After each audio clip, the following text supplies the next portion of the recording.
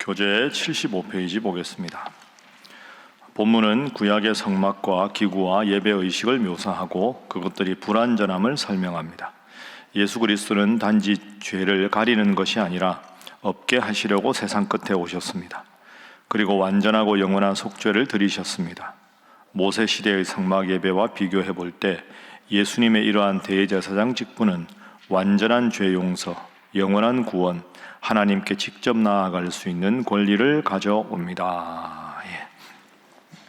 히브리서 말씀 오늘 이제 9장이 있는데 히브리서 읽으면서 아마 여러분들이 히브리서는 좀 다르다, 그리고 좀 많이 어렵다, 이런 생각을 하실 텐데, 히브리서는 어렵습니다. 저자가 누군지도 모르고 어떤 배경인지가 아주 어려운데 계속 어떻게 보면 주제가 반복되는 것 같다, 이런 느낌이 있으실 텐데 오늘도 마찬가지입니다. 히브리서를 앞으로도 읽으실 때 두 가지를 꼭 기억하십시오. 예수님은 구약을 완성하러 오셨다, 이걸 꼭 기억하시고, 두 번째는 예수님은 영원한 대제사장이시다. 이 두 개가 사실 연결되는데, 예수님은 구약을 완성하러 오신 분이고, 왜 완성하러 오셨느냐? 영원한 대제사장이기 때문이다. 그런데 이제 대제사장은 하는 일이, 제사장이 하는 일이 제사를 지내고, 그리고 제사장들이 하는 일은 구약에 보면 이스라엘 백성들이 하나님 앞에 죄를 지었을 때 소나 양이나 아니면 비둘기나 때로는 곡물을 가져와서 하나님 앞에 제 죄를 용서해 주십시오 할 때 짐승이면 그 짐승을 대신 잡아서 하나님 앞에 드림으로 죄 용서를 받는 거죠. 그러니까 이런 형식이 우리한테는 안 맞습니다. 우리는 사실 농사 짓는 문화이기 때문에 짐승을 죽여서 번제를 드려서 그가 나를 대신 죽었기 때문에 우리가 죄 용서를 받았다, 이런 문화가 아니기 때문에 제사를 지내고 짐승의 각을 뜨고 짐승을 태우고 이런 문화가 좀 다르기 때문에 좀 이런 걸 읽다 보면 조금 문화와 달라서 좀 어려운데, 두 가지 거듭 말씀드리지만 구약을 완성하러 오신 예수님, 구약의 제사 제도가 계속됐지만 예수님은 영원한 대제사장이시다. 이 두 가지를 딱 기억하시고 히브리서를 읽으시면 되겠습니다. 오늘도 마찬가지입니다. 자, 한번 살펴보겠습니다. 오늘 9장 1절에 보면, 자, 1절 말씀 함께 읽어봅니다. 시작. 첫 언약에도 섬기는 예법과 세상에 속한 성소가 있더라. 아멘. 9장 1절에 첫 언약, 그리고 2절에 보면 첫 장막, 이렇게 되어 있습니다. 6절에도 보면 첫 장막, 이렇게 되어 있습니다. 그런데 저 뒤에 가보면 이제 두 번째 언약, 이런 표현이 나옵니다. 그러니까 구약 성경을 이야기하는 거죠. 여러분, 구약 성경에서 제사장이 제사를 지내고 대제사장이 하나님 앞에 나가서 죄 용서를 구할 때 우리가 지금 그림을 그릴 수는 없는데 이렇게 성막이 있죠. 하나님 앞에 제사를 지내고 할 때, 그러면 성막을 들어오면 바깥뜰이 있습니다. 출입구를 들어오면 우리가 집에 마당이 있는 식으로 바깥뜰이 있고 안뜰이 있습니다. 바깥뜰, 안뜰, 그 다음에 들어가면 성소가 있습니다. 거룩한 곳. 그 성소에 이제 제사장들이 주로 활동을 하죠. 그런데 성소와 그 제일 안쪽에 있는 지성소가 있습니다. 지극히 거룩한 곳. 그러니까 성소에서는 제사장이 주로 활동을 하는 것이고, 성소의 크기가 9.12m 정도 됩니다, 길이가. 그런데 지성소는 딱 반입니다. 4.56m. 그러면 성소하고 지성소 사이에 두꺼운 휘장이 있는 거죠. 그러면 대제사장이 하는 일이 뭐냐? 제사장이 하는 일은 뜰과 성소에서 백성들이 죄를 지을 때마다 하나님 앞에 제사를 지내는 것이고, 이제 우리가 계속 히브리서 보지만 누군가가 죄를 지으실 때 하나님 앞에 용서해달라고 기도하고 죄 용서를 구하지만 1년에 한 번 대속죄일 7월 10일에는 성소가 아니라 그 해에 한 명의 대제사장이 지성소를 들어갑니다. 지성소를 들어가서 하나님, 1년간 이 백성들이 지은 모든 죄를 용서해 주십시오 라고 하나님 앞에 기도합니다. 그런데 들어갈 때 이 발목에다가 방울 같은 걸 달고 들어가죠. 왜냐하면 지성소는 워낙 거룩한 곳이니까 대제사장이 그곳에 죄가 있는 상태로 들어가면 거기서 하나님 앞에 진노를 사서 죽을 수가 있습니다. 그런데 거기서 움직이다 보면 소리가 나잖아요. 어느 순간 소리가 안 나면 지성소에 들어가면 또 죽으니까 그 발목을 연결한 그게 소리가 안 나면 그걸 당겨보고, 당겨봐도 소리가 안 나면 시체를 밖으로 꺼내는 거죠. 그만큼 지성소는 거룩한 곳입니다. 하나님의 임재가 있는 곳이기 때문에 그곳에는 1년에 한 번 온 백성들의 죄를 지고 대제사장에 들어가서 하나님 앞에 용서를 구한다. 그럼 히브리서는 유대인 독자들이 주로 대상이니까 예수님도 대제사장과 비슷한 거 아닙니까? 이제 이 질문에 대해서 계속 히브리서가 대답을 하고 있습니다. 자, 7절 한번 보실까요? 7절. 자, 6절 마지막에 첫 장막에 제사장이 들어가죠. 6절에 보면 제사장들이 첫 장막에 들어가. 그럼 첫 장막은 어딜까요? 성소입니다. 성소. 지금까지 설명했는데 대답을 안 하시면 어떡합니까? 제사장들은 성소에 들어간다. 지성소에는 누가 들어간다? 대제사장이 들어간다. 자, 7절 함께 읽습니다. 시작. 오직 둘째 장막은 대제사장이 홀로 1년에 한 번 들어가되 자기와 백성의 허물을 위하여 드리는 피 없이는 아니하나니. 아멘. 그러니까 지성소에 7절 대제사장이 7월 10일 1년에 한 번 자기와 온 백성들의 죄를 용서해 달라고 들어간다. 그러면 예수님은 뭐냐? 1년에 한 번 대제사장이 백성들의 모든 죄를 가지고 들어가듯이 예수님도 그 대제사장의 전통을 따라오셨다. 그러면 예수님이 대제사장이냐? 그게 아니다. 대제사장은 1년에 한 번 이스라엘 백성들을 위한 죄지만 예수님은 1년에 한 번이 아니라 한 번 십자가로 온 인류의 죄를 1년이 아니라 영원히 죄를 용서하셨다 하는 것이 오늘 본문 전체의 주제입니다. 그래서 첫 번째 기도 제목입니다. 구약을 완성하신 예수님을 믿게 하소서 하는 것입니다. 구약을 완성하신 예수님을 믿게 하소서. 구약을 완성하신 예수님을 믿게 하소서. 그러니까 예수님은 구약을 삶 속에서 살지만 구약을 완성하신 분이다. 왜? 영원한 대제사장이 되시기 때문에. 여러분, 구약 성경하고 신약 성경은 여러 가지 비유가 가능하고 도식이 가능한데요. 구약 성경은 뭐냐? 한번 따라하겠습니다. 약속. 신약 성경 따라하겠습니다. 성취.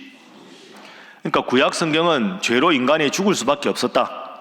그런데 그 죽을 수밖에 없는 죄인을 위해서 하나님께서 메시아, 구원자를 보내실 것이다 하는 약속. 그러면 신약은 뭐냐? 예수님께서 오셨다. 구원자가 오셨다. 그래서 구약은 약속, 신약은 성취. 더 쉽게 말하면 구약은 오실 예수님, 신약은 오신 예수님. 그러니까 구약 성경을 완성하러 예수님이 오셨다. 이게 성경 곳곳에 나오죠. 예를 들어서 마태복음 5장부터 7장에 보면 산 위에서 말씀하신 보배로운 말씀, 산상보훈 아닙니까? 옛사람에게 말한 바 살인하면 살인하지 말라는 말씀을 들었으나, 예수님은 십계명에 살인하지 말라가 있잖아요. 그러나 나는 너희에게 말한다. 형제를 향하여 나가라 하고 미워하는 자마다 살인한 자다. 간음하지 말라는 말을 들었으나 나는 너희에게 말한다. 여인을 보고 음욕을 품은 자마다 간음한 자요. 그러니까 살인이라는 구약을 예수님께서 완성해서 재해석하시고, 간음에 대해서 재해석하시고, 그 다음에 이웃 사랑에 대해서, 복수에 대해서 여러 가지 살인, 간음, 이혼, 맹세, 복수 이런 것에 대해서 구약은 이렇게 되어 있으나 그러나 나는 너희에게 말한다 하고 구약을 완성하러 오신 예수님의 모습을 보여주고 있습니다. 이게 왜 중요하냐? 목사님, 예수님을 구약이 완성하러 오신 분, 그것 기본 아닙니까? 아닙니다, 여러분. 지금도 이스라엘에 가면 유대인들 중에서 예수님을 구원자로 믿지 않는 유대인이 훨씬 많습니다. 예수님이 구원자라고 믿는 유대인들은 아주 소수에 불과합니다. 그들은 아직도 메시아를 기다리고 있습니다. 그리고 인류의 유일한 구원자가 예수님이라는 걸 부정하는 사람이 이 시대에도 얼마나 많습니까? 제가 누차 말씀드리지만 예수님을 꼭 믿어야만 구원받느냐, 다 다른 종교에도 훌륭한 지도자가 있는데 그 사람들 믿어도 구원받지 않느냐. 그 사람들의 기본 논리는 유대인들하고 똑같습니다. 예수 인정한다, 훌륭한 사람이고 훌륭한 선생님이다. 그런데 훌륭한 선생님은 예수님 말고도 많다, 이렇게 생각하는 사람들이 여전히 많은데, 히브리서 기자는 계속 목숨처럼 붙잡고 있는 게 그게 아니다. 예수님은 단순한 대제사장이 아니라 인류의 죄를 구원하기 위해서 구약을 완성하러 오신 분이다. 이걸 계속해서 말합니다. 여러분, 같은 성경을 읽어도 바르게 해석하고 바르게 믿는 것이 중요합니다. 예수님은 나의 유일한 구원자다, 이 믿음 위에 분명히 서는 여러분 되시기를 주님 이름으로 축복합니다. 자, 그래서 두 번째 기도 제목입니다. 두 번째 기도 제목은 예수님만이 온전히 죄 문제를 해결하신 분임을 믿게 하소서 하는 것입니다. 예수님만이 온전히 죄 문제를 해결하신 분임을 믿게 하소서. 오직 예수님만이 우리의 죄 문제를 해결하신 분이다. 자, 이 주제는 히브리서 전체 주제입니다. 오늘 본문 말씀 한번 볼까요? 자, 12절 한번 보십시오. 12절. 자, 9장 12절 함께 읽습니다. 시작. 염소와 송아지의 피로 하지 아니하고 오직 자기의 피로 영원한 속죄를 이루사 단번에 성소에 들어가셨느니라. 아멘. 12절에 아주 중요한 표현이 나옵니다. 예수님은 단순한 제사장이나 대제사장이 아닌 이유, 영원한 속죄, 단번에 성소에, 영원한, 단번에. 제가 보기에 이 두 단어가 히브리서의 제일 결정적인 단어입니다. 따라해 보시죠. 영원한 속죄를 단번에 이루셨다.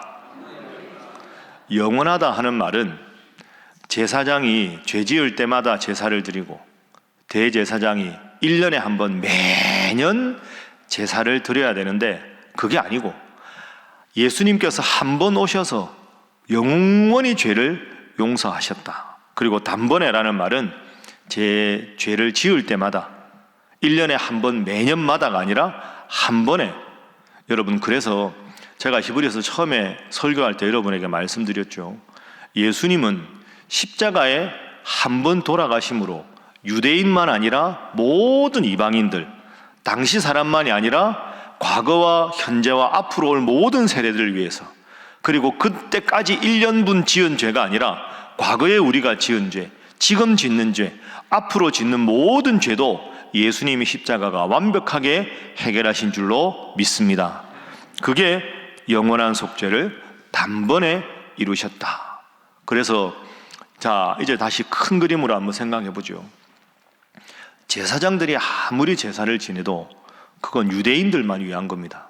그럼 다른 나라 사람들은 다 죄 용서를 어떻게 받겠습니까? 그리고 대제사장이 1년에 한 번씩 가도 말씀드렸죠. 하나님이 용서해도 그거는 1년치의 죄입니다. 그러면 매년 역사가 끝날 때까지 반복돼야 될 거 아닙니까? 그런데 예수님은 십자가에 한 번 돌아가셨지만 유대인만 아니라 모든 인류를 위해서 돌아가셨고, 그리고 한 번 십자가에 돌아가셨기 때문에 그것으로 완벽하니까 매년 대제사장처럼 혹은 죄를 지을 때마다 제사를 드릴 필요가 없다. 제가 이 말씀 드릴 때 아파트 비밀번호 말씀드렸죠. 집에 어제도 비밀번호 누르고 집에 들어갔고, 오늘 새벽기도 끝나고도 비밀번호 누르고 들어가고, 여러분 내일 새벽기도 올 때 걱정이다. 오늘 집에 가서 비밀번호 눌렀는데 안 열리면 어떡하나. 그런 걱정 아무도 안 하십니다.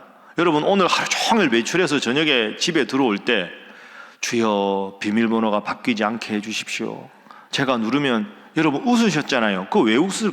내가 입력하면 열리게 돼 있습니다.